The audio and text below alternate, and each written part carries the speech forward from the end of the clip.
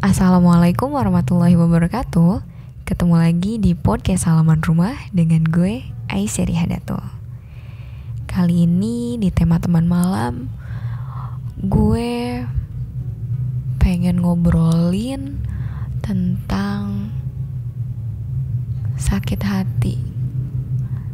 Karena pas banget sih di malam ini ada temen gue yang lagi cerita tentang kisah hidupnya. Katanya dia barusan putus sama pacarnya. Temen gue ini emang lebih muda dari gue, jadi dia kebetulan manggil gue kakak. Aduh, serasa banget gue tuanya. Dia ceritain lah. Jadi kata dia itu udah 4 tahun pacaran sama cowoknya ini. Tapi emang cowoknya ini tipikal yang cuek dan mereka jarang berkomunikasi. Singkat cerita, jadi temen gue ini yang ceweknya sempat ibaratnya tuh membuka celah ya untuk, gue bisa katakan ini selingkuh, bukannya gue khawatir juga, tapi intinya dia membuka celah untuk laki-laki masuk dalam kehidupannya ya, laki-laki lain untuk masuk dalam kehidupannya. Akhirnya dia kayak curhat, cerita gitu kan, mungkin tentang kehidupannya, dan mungkin dia juga sempat nyaman sama si cowok tersebut. Kemudian ternyata si cowok ini tahu lah kalau misalnya si cewek ini ibaratnya kayak membuka hati gitu ya buat cowok lain. Dan ternyata si cowoknya itu akhirnya mutusin lah ya singkat cerita mutusin si teman gue ini. Teman gue ini nyesel gitu kan, karena ya 4 tahun gitu kan, banyak kenangan. Ya gue yakin sih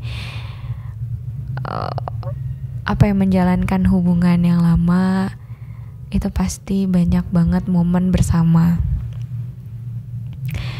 Akhirnya ya si cowok ini nyalahin si temen gue ini, si ceweknya. Pokoknya kata si cowoknya tuh, ini tuh salah kamu, kayak gitu. Kamu yang mengakibatkan hubungan seperti ini.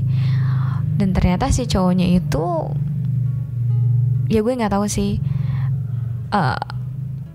membalasnya dengan selingkuh lagi atau bukan, tapi bilangnya sih itu temennya gitu katanya. Jadi pas ketemu dia ada cewek lain, tapi dia bilangnya gitu ya, si cowoknya ini itu temennya juga gitu. Nah, teman gue ini yang mau gue ceritain adalah teman gue ini akhirnya ngechat gue lah, kayak katanya gitu minta pencerahan. Wadidaw. Minta pencerahan, kayak gue lampu gitu aja ya, lampu terang benderang lentera asik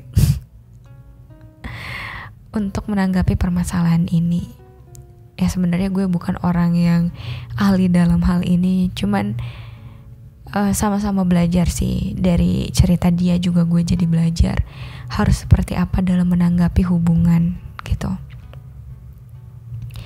Akhirnya gue saranin dia untuk nggak apa-apa ketika memang ada rasa penyesalan di situ. Ya karena memang penyesalan pasti akan ada di akhir ya. Tapi bisa jadi seringkali dari rasa sakit kita banyak belajar untuk lebih baik. Dari rasa sakit kita bisa lebih dewasa. Dari rasa sakit itu sebenarnya bisa jadi pertanda bahwa Sang Maha Pencipta lagi rindu-rindunya sama hambanya. Iya, Tuhan lagi rindu sama hamba. Akhirnya diberikanlah rasa sakit supaya menangis dan meminta, berdoa kepada Tuhannya. Di situ kan kita jadi kayak bingung gitu, mau ke siapa lagi. Ya jangan-jangan hanya karena itu. Dan sebenarnya rasa sakit itu perlu diterima kasihin sih kalau misalnya menurut gue. Nikmatin deh, jalanin setiap rasanya. Karena ya itu tuh mainnya hati kan ya. Gak apa-apa, keluarin aja dulu racun-racun yang emang pengen dikeluarin. Insya Allah kok akan ada waktunya untuk kita bakal lebih baik ketika lagi ngerasain down atau sakit. Dan bisa jadi juga itu tuh untuk evaluasi diri kita juga, untuk kedepannya dalam menanggapi hubungan, apalagi kalau misalnya ketika udah menikah ya. Karena menikah kan tentunya bukan cuman antara aku dan dia gitu, tapi juga aku dan keluarganya, aku dan segala temannya, segala keburukannya, semuanya deh. Itu bisa dijadikan pelajaran untuk kedepannya pasti sih. Gak mungkin, segala sesuatu tuh sebenarnya pasti memiliki hikmah. Kadang kitanya aja yang butuh teguran, butuh nasihat, butuh diingatkan. Terus juga dari rasa sakit kita akan lebih paham untuk menghargai siapapun sejujurnya, menghargai orang-orang yang sayang dan kita sayangi. Gak apa-apa kok kalau lagi kenapa-napa. Lagi pula dalam kehidupan gak mungkin bahagia aja, harus ada tangis juga. Dan sakit hati ini suatu hari ketika kita mengingatnya, bisa jadi kita jadi senyum-senyum sendiri. Wah, aku pernah kayak gitu, gue pernah kayak gitu nih. Tapi yakin deh, itu bisa jadi batu loncatan buat lo untuk menghadapi kehidupan yang lebih baik lagi dan lebih baik lagi. Yang terpenting jangan berlarut-larut. Mungkin segitu dulu dari gue. Peluk online dari gue. Kalau misalnya mau cerita, gue terbuka banget.